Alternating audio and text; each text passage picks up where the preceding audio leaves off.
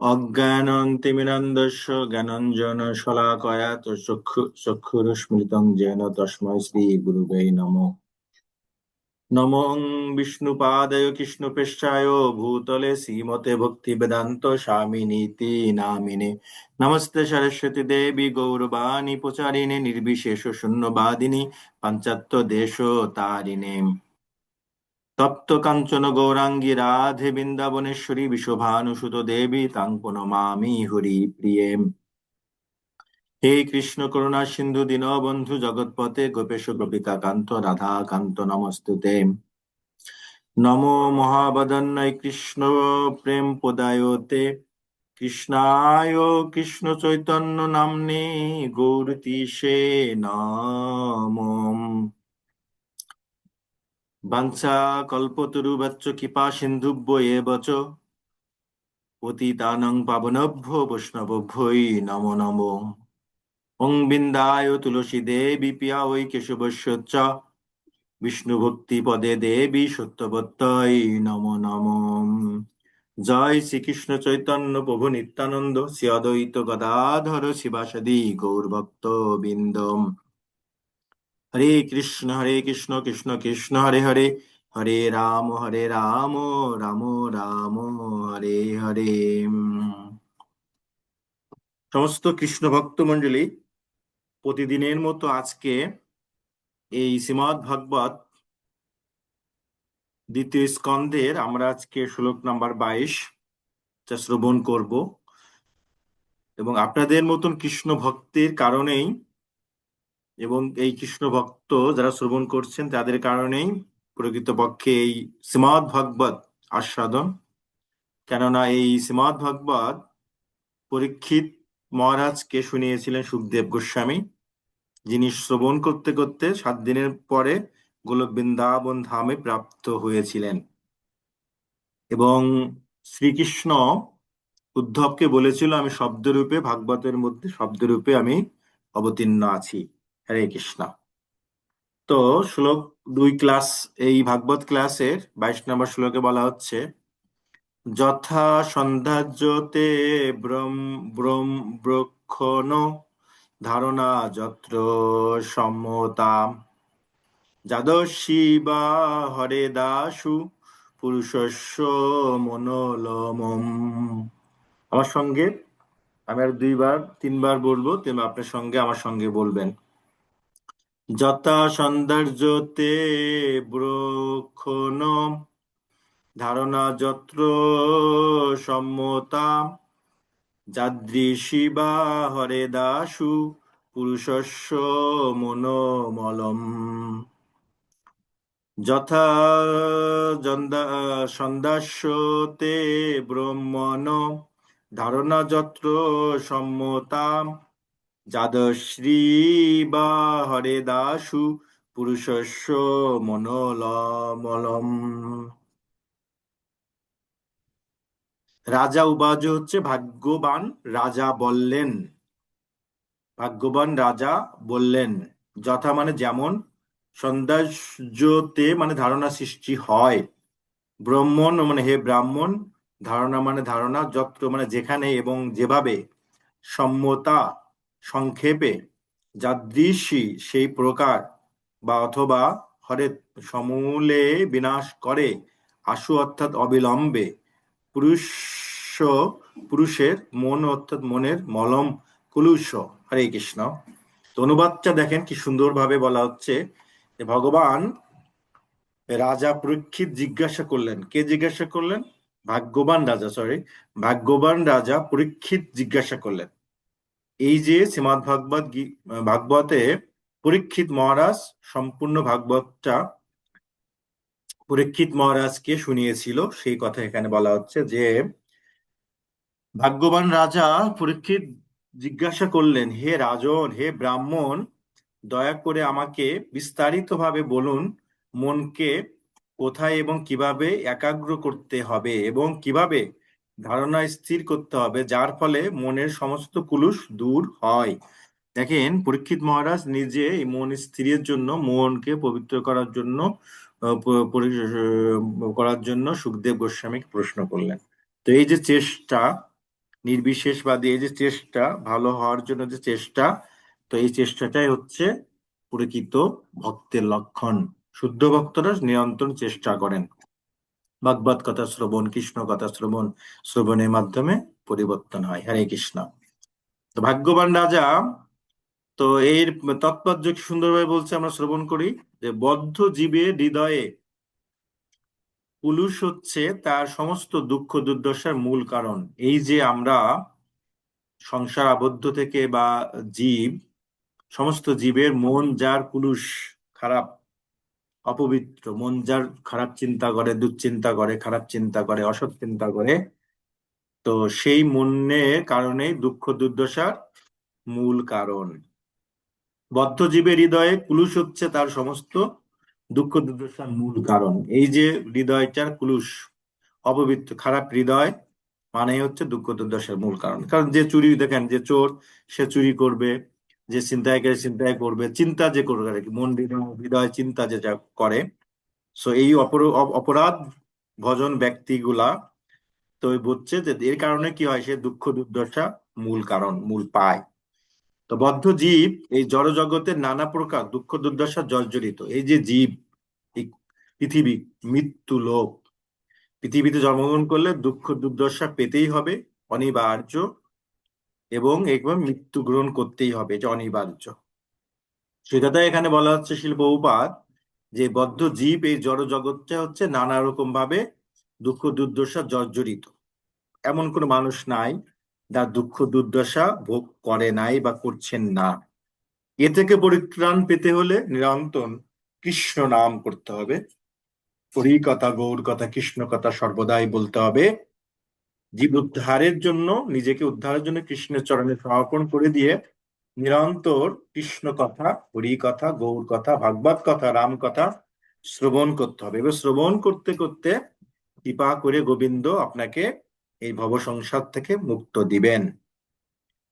কিন্তু যেহেতু সে অজ্ঞানের অন্ধকারে, বুঝেন, যেহেতু সে অজ্ঞানের অন্ধকারে আচ্ছন্ন, তাই জড়জগতে দীর্ঘ কারাবাসের ফলে সঞ্চিত আবর্জনা জনিত দুঃখ দুর্দশা দূর করতে পারে না।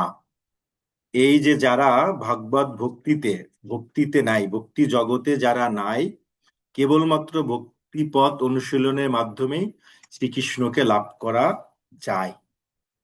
সহজভাবে কিন্তু বলা হচ্ছে, ভক্তি পথে না থেকে কোনোভাবে ভগবত ধাম প্রাপ্ত হওয়া যায় না। সেটা বলা হচ্ছে যে জড়জগতের এই দীর্ঘ কারাবাস, এই জড়জগতের মধ্যে আমরা যে থাকি, কখনো সঙ্গ দোষে আমরা মিথ্যা কথা বলি, চুরি করি, খারাপ কাজ করি, অসৎ কথা বললি, অন্যের নিন্দা করি, বৈষ্ণবের নিন্দা করি, নাম অপরাধ করছি, শ্রীমদ্ ভগবত গীতার ওখানে মোবাইল টিপতেছি, বা শ্রীমদ্ ভগবত বা ভক্তি কথা শ্রবণ করছি না। তো এইসব অসৎ কার্য প্রতিনিয়তই আমরা করছি, এগুলো অপরাধ, এগুলো পাপ। তো এগুলো করতে করতে আমরা এই ভক্তি জগতের সঙ্গে ন্যায়, তো এগুলো কেবলমাত্র হরি কথা, গৌর কথা, কৃষ্ণ কথা শ্রবণ, শ্রীমদ্ ভগবত গীতাপাঠ এবং শুদ্ধ সাধু সঙ্গ করলেই দেখবেন যে আপনার এই পরিবর্তন চলে এসেছে। হরে কৃষ্ণ। সো গৃহে থেকেও নিরন্তর কৃষ্ণ নামের মাধ্যমে, জপের মাধ্যমে, হরি কথা গৌর কথার মাধ্যমে এই হৃদয় পবিত্র করা যায়, এ থেকে কৃষ্ণকে লাভ করা যায়। হরে কৃষ্ণ। তারপরে কিন্তু কর্তব্য হচ্ছে পরমেশ্বর ভগবানের ইচ্ছা অনুসারে তার সেবা করা। ভগবানের সেবা বিভিন্ন ভাবে সেবা করা যায়, কৃষ্ণের সেবা। এই যে শ্রীমদ্ ভগবত শ্রবণ করছেন, এটাও ভগবানের সেবা। কেননা আপনার মধ্যে যে পরমাত্মা রূপে ভগবান শ্রীকৃষ্ণ বিরাজমান, তিনি কেবলমাত্র হরি কথা, গৌর কথা, কৃষ্ণ কথা, রাম কথা ছাড়া আর কি করবে? তার তো একটাই, সে হরি কথা কৃষ্ণ কথার মাধ্যমে তাকে সেবা করা যায়। কৃষ্ণর কার্যে আপনাকে লিপ্ত থাকা, ওটা হচ্ছে সেবা।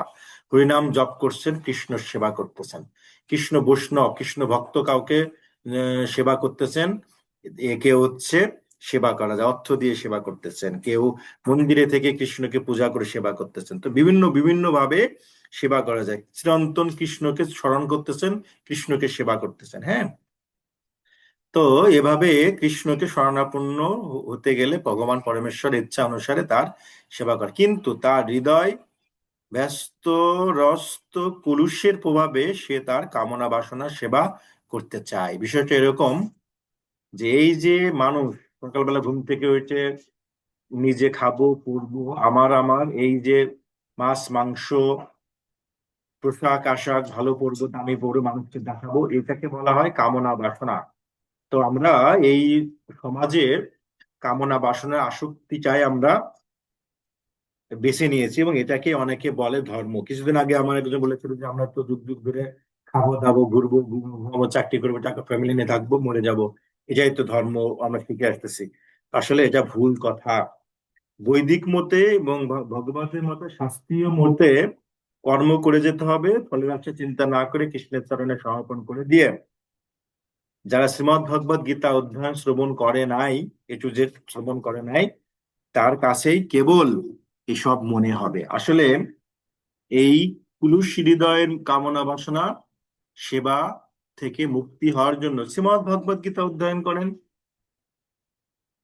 তারপরে হচ্ছে গীতা দান করেন, প্রতিদিন সপ্তাহে একবার করে কৃষ্ণ কথা শ্রবণের জন্য ইস্কন মন্দিরে যান, সাধুর একটা সঙ্গ করেন।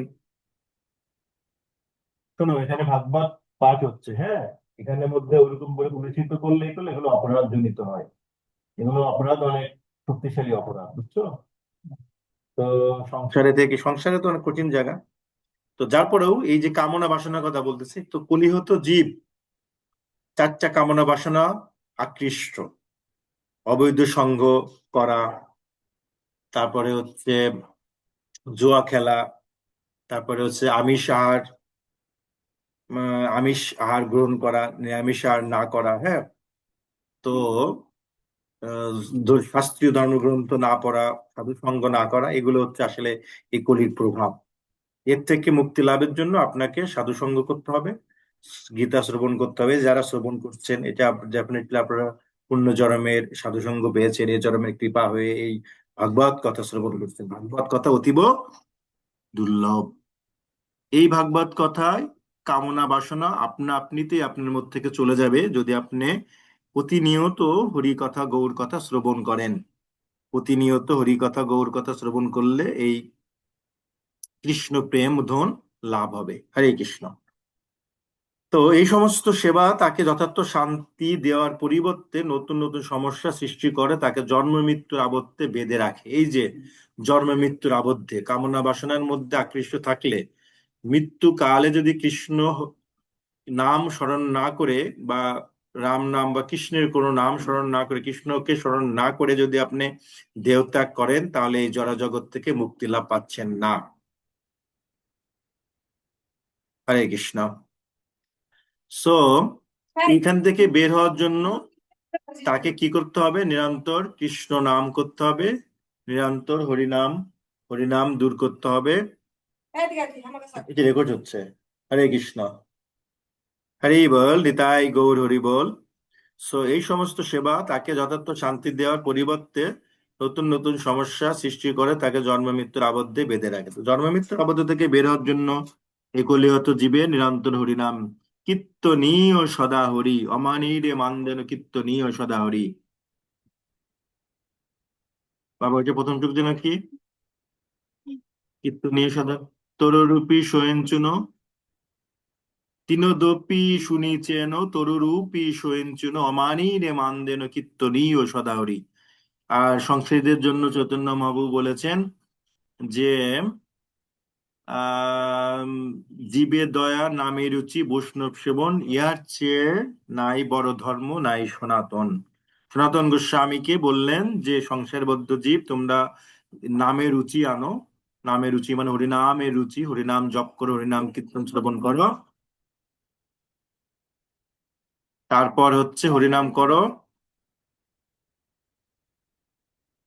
আমার বউ না এই সংসারের সবচেয়ে অশান্তি। সে মাংস খাওয়ার জন্য লোভ জিহ্বা দিয়ে তার রস রস পড়ে, আমার সাথে ঝগড়া করে মাংস খাবে মাংস খাবে। সো আমি এটা আছি বহুত বিপদে। এই যে ভাগবতের মধ্যে আছি, সে গীতা পড়ানো আমাকে ইয়ে করতে দেয় না, আমার সংসারে একটা বহুত জ্বালা যন্ত্রণা। তারপরে এখানে ভাগবত পাঠ করতেছে যে এই হরি কথা কৃষ্ণ কথা যদি তার কানে যায়, যদি তার কৃপা হয়, এটাও একটা উদ্দেশ্য আমার এই হরিকথা গৌরকথার মধ্যে। হরে কৃষ্ণ। এটা রেকর্ড হচ্ছে, লাইভ হচ্ছে, ভাগবত কথার মধ্যে নরক, কোটি কোটি জন্মের নরক ভোগ করতে হবে তোমার। এটা মহা অপরাধ হয় এগুলো ডিস্টার্ব করলে ভাগবত পাঠের মধ্যে, জানো? তাহলে মহাপাপী তুমি একটা।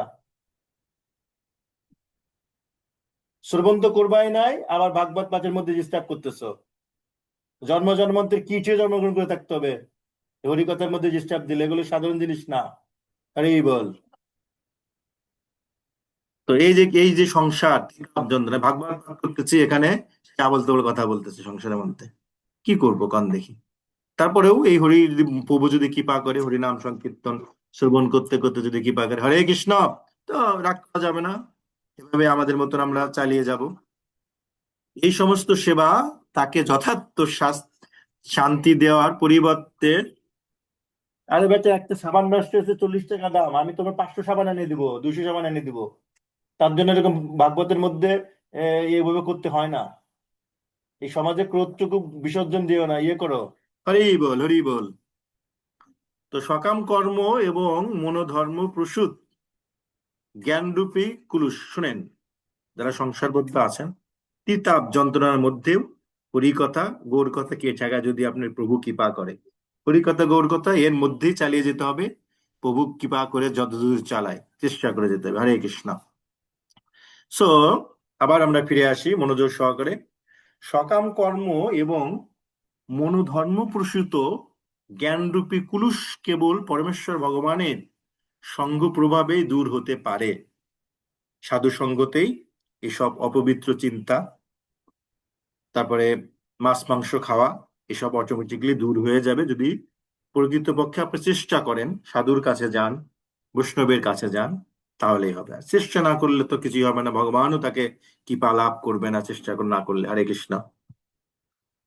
তো তাই যারা ভগবানের সবিশেষ রূপে তাদের বিশ্বাস স্থির করতে অক্ষম, তাদের তিনি তার বিরাট রূপের সঙ্গ লাভ করার সুযোগ দেন। ভগবানের বিরাট নিরাকার রূপ তার অসীম শক্তির প্রকাশ।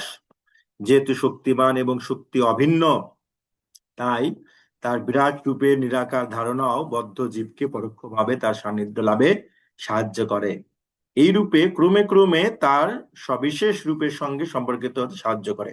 এই পরমাত্মা রূপে ভগবান শ্রীকৃষ্ণ আপনার মধ্যে আছে, আপনাকে একদিন পৃথিবী থেকে চলে যেতে হবে, জড় জগতের সমস্ত কিছুই, হ্যাঁ, এগুলো হচ্ছে জড় জগতিক, শেষ হয়ে যাবে। এরূপ চিন্তা করতে করতে কৃষ্ণ প্রেম ধন লাভ হয়। মহারাজ পরীক্ষিত প্রথম থেকেই পরমেশ্বর ভগবান শ্রীকৃষ্ণের সবিশেষ রূপের সঙ্গে সরাসরি ভাবে সম্পর্কিত ছিলেন, এবং তার তার পক্ষে কিভাবে মনকে ভগবানের নির্বিশেষ বিরাট রূপের ধারণার মগ্ন করা যায় সে সম্বন্ধে সুখদেব গোস্বামীর কাছে প্রশ্ন করার কোনো প্রয়োজন ছিল না। কিন্তু ভগবানের সচ্চিদানন্দ ঘন সবিশেষ রূপের ধারণা করতে অক্ষম ব্যক্তিদের মঙ্গল সাধনের জন্য তিনি তিনি বিস্তারিতভাবে এই বিষয়ে প্রশ্ন করেছিলেন। মানে এটা একটা লীলা, কারণ পরীক্ষিত মহারাজ কৃষ্ণ ভক্ত ছিলেন এবং জীবকে শিক্ষা দেওয়ার জন্য উনি কিছু প্রশ্ন করেছিলেন সুখদেব গোস্বামীকে, এই আমাদের মতন পাপী অধম ব্যক্তিদের এই সংসার থেকে উদ্ধার করার জন্য। হরে কৃষ্ণ। তো অভক্তেরা কখনো ভগবানের সবিশেষ রূপের কথা চিন্তা করতে পারে না, যেহেতু তারা অজ্ঞ। বুঝতে হবে কিন্তু, অজ্ঞ, অজ্ঞান। কামনা বাসনা আসক্ত ব্যক্তি কখনো কৃষ্ণ ভক্ত হতে পারে না, তারা এই কৃষ্ণ কৃপা লাভও পায় না। তো চেষ্টা যদি আপনি না করেন তাহলে হবে না, যেহেতু তারা অজ্ঞ, তাই রাম কৃষ্ণ আদি ভগবানের সবিশেষ রূপ তাদের কাছে অত্যন্ত বিরক্তিকর। এই যে রাম কৃষ্ণ নাম শুনলে বিরক্তিকর, ঠিক আছে? সো এরকম ব্যক্তি আশেপাশে অনেক আছে যারা কৃষ্ণ নাম শুনলে বন্ধ করে দেয়, খারাপ লাগে, হরি কথা বললে কি হবে, নিন্দা করে। তো এরা জন্ম জন্মান্তের এরা এই বদ্ধ মায়ের মধ্যেই তারা থাকে, উদ্ধার হয় না। হ্যাঁ, কেবলমাত্র কৃষ্ণ প্রেম কৃষ্ণ ভক্তির মাধ্যমেই কৃষ্ণকে লাভ করলে, গোলকধাম প্রাপ্ত হলে আর এই জগতে ফিরে আসতে হবে না। 84 লক্ষ জন্মের পর যেহেতু মনুষ্য জন্ম আমরা পেয়েছি, নিরন্তর হরি কথা কৃষ্ণ কথা গৌর কথা স্মরণ কীর্তন করতে পারলেই, মৃত্যুকালে নাম নিতে নিতে মরে গেলেই কেবলমাত্র কৃষ্ণকে লাভ হয়। হরে কৃষ্ণ। ভগবানের শক্তি সম্বন্ধে তাদের ধারণা অত্যন্ত অল্প। শ্রীমদ্ ভাগবত গীতায় সুমূল্যবান কথা, কারণ কি, শিল প্রভুপাদ উনি চৈতন্য মহাপ্রভুর প্রাণের পার্শ্বদ। তার মাধ্যমে এই শ্রীমদ্ ভগবত গীতা যথাযথ কৃষ্ণময় চিন্তা করার একটা সুযোগ করে দিয়েছে গোবিন্দ। হরে কৃষ্ণ।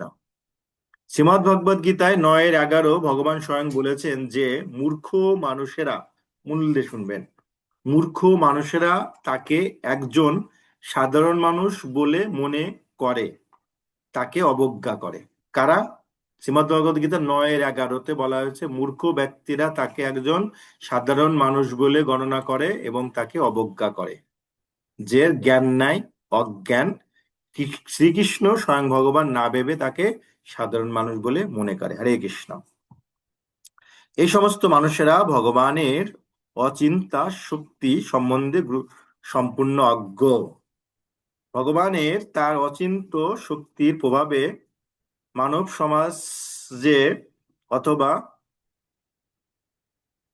যে কোনো জীব সমাজে প্রকাশিত হতে পারেন, তবুও তিনি সর্ব অবস্থাতেই সর্বশক্তিমান ভগবান থাকেন।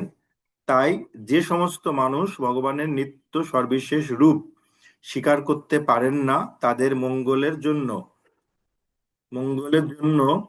মহারাজ পরীক্ষিত সুখদেব গোস্বামীর কাছে প্রশ্ন করেছেন যে কিভাবে প্রাথমিক স্তরে সেই সবিশেষ রূপে মনকে নিবদ্ধ করা যায়, এবং সুখদেব গোস্বামী পরবর্তী শ্লোকগুলিতে বিস্তারিতভাবে তার সেই প্রশ্নের উত্তর দিয়েছেন।